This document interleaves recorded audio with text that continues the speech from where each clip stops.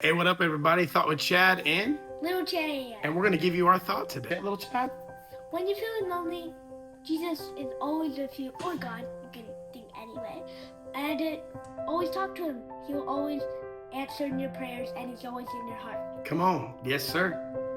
He said he'll never leave us nor forsake us. I want you to know that tonight.